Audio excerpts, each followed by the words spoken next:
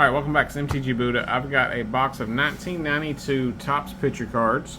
I picked this up at a show on July 4th for $20, and we're going to crack these open.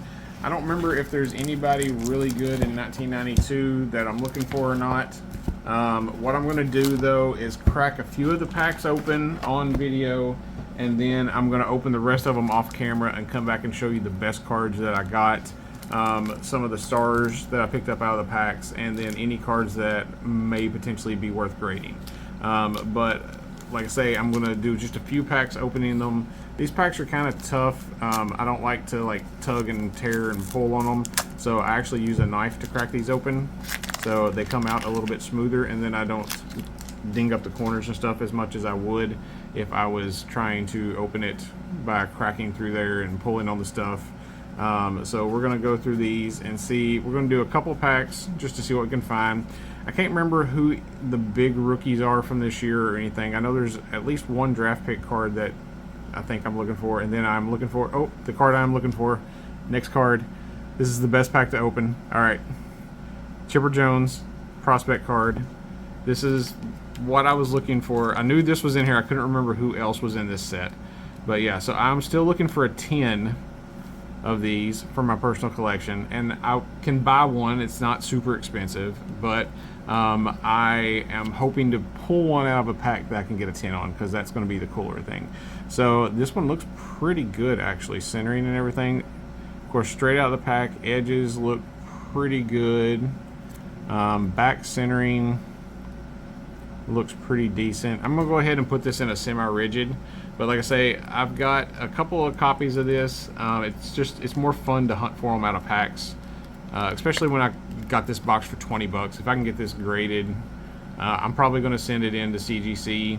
A lot of my personal collection stuff I think I'm going to do, stuff that's going in my vault at PWCC, I'm going to send in to CGC to get graded, because it only costs me $10 a card to get things graded through CGC. And currently the best grade that I have on one is this one here that I got graded through TGA, and it's a 9.5. So I'm looking for a 10 to put in my collection. And of course I can't put CGC or TGA stuff in my vault because they don't vault the TGA at PWCC yet. So let's see what else we can find here. Here's a Mark Leiter Gold Cup. That's pretty cool though. We actually got the chipper on the first pack. So I'd really like to open at least one more chipper. That'd be cool. Give me 2 shots at getting a 10. But like I say, I'm going to open a couple packs on air. The fact that I got that chipper, that's the best. That was the best pack to open first. So let's see. We'll do 2 more packs real quick. This won't be a very long video because like I say, I'm just going to do a couple packs live, and then I'll go through and open the rest. And let you see what I got at the end. So we'll set the All-Stars off to the side. Some of the better players. There's another prospect card. This one doesn't have anybody of real big name other than Brad Ausmus. He was the only one who actually had a decent career. Let's see. So Benito Santiago. Let's see.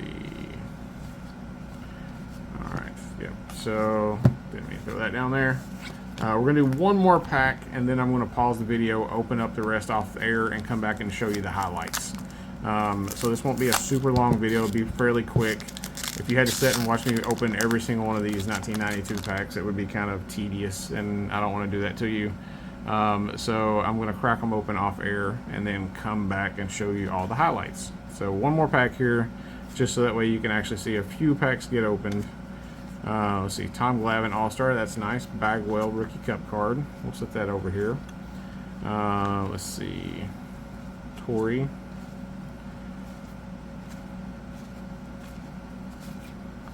Alright, so that's the first 3 packs. We're going to crack through the rest of them and see what I can find, and then I'll kind of check them out and see if there's any that I might consider getting graded for my personal collection or potentially to sell. But basically, like I said, this was the main thing I was looking for from this box. For 20 bucks, getting at least one of these that I can potentially get a 10 on for my collection. I will be super happy if that gets a 10. But I'm going to crack through the rest of these, and then I'll be back. Thanks. And while you wait, if you could, press like, subscribe, and come back for more videos. Okay, I'm back. I've opened all the packs. Out of the box, I only got one gold card out of the whole box, and it was a Kurt Wilkerson, and it's actually damaged on the gold. But yeah, so that was the only gold card that I got out of the whole box, was this one gold Kurt Wilkerson. So not anybody of any real renown or anything. In terms of rookies, I got a stack of rookie cards, both draft picks and the prospect cards. The only notable rookies that I got for draft picks were Aaron Seeley and Brian Taylor, which never really made it to the majors and did a lot because he got injured, but like he was like a big prospect that if he had not got injured might have been like a really good pitcher.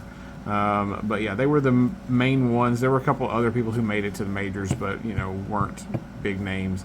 And then of course this Chipper Jones, which is the card that I was hoping to pull out of this box and pulled out of the first pack. So moving on to the record breakers, this Nolan Ryan is actually centered up pretty good.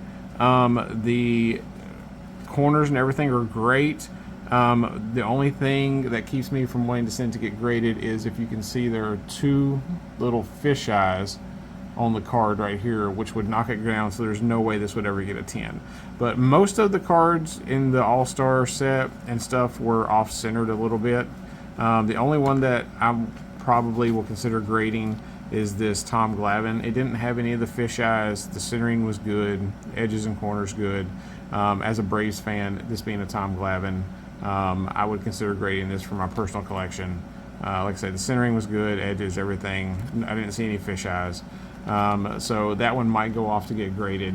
Let's see. Then out of the just star type cards, players that are like Hall of Fame caliber type players, a lot of these were off-centered in some way or another, or had fish eyes or what have you.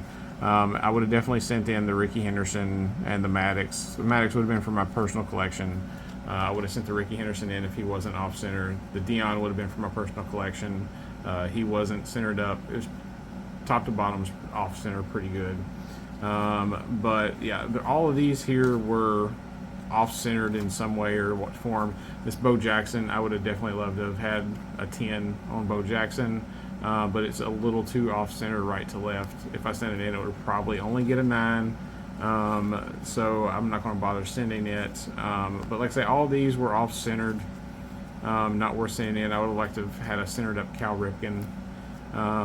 But these are the only ones that I saw that were centered up enough that I might consider grading. Gary Sheffield, I do think he's going to make the Hall of Fame. I think it might take a couple years, but I do think he will make it into the Hall of Fame. So I would consider grading that. Robin Yount is a Hall of Famer. It was centered up really good, no fish eyes or anything. Everything looked good on it, so I would consider grading it. Like I say, if I send it to CGC to get graded, it's only going to cost me $9. So even if I only sell it for $10 or $15, I'm making a profit. But Randy Johnson was centered up pretty good. And of course, I mean, if you don't know Randy Johnson, then you need to check out YouTube and watch Randy Johnson videos. And then Kirby Puckett. Kirby Puckett was centered up pretty good. He went too soon, and he had to quit playing too soon as well. He was such a good player, but he had to quit playing because he had like, I think it was an eye issue. I think he got glaucoma or something early, or something where he was losing his sight, and he had to quit playing, and then he died young as well. But yeah, Kirby Puckett, this one's centered up really good. I know there's at least one Kirby Puckett fan that watches my videos. But yeah, this one was centered up really nice, and I think I might send it in to get graded. It might be just a hair off center right to left, but if it is, it should be within the 60-40 range. So hopefully it would still get a 10. But like I say, Kirby Puckett was centered up pretty good, so I might consider sending it in.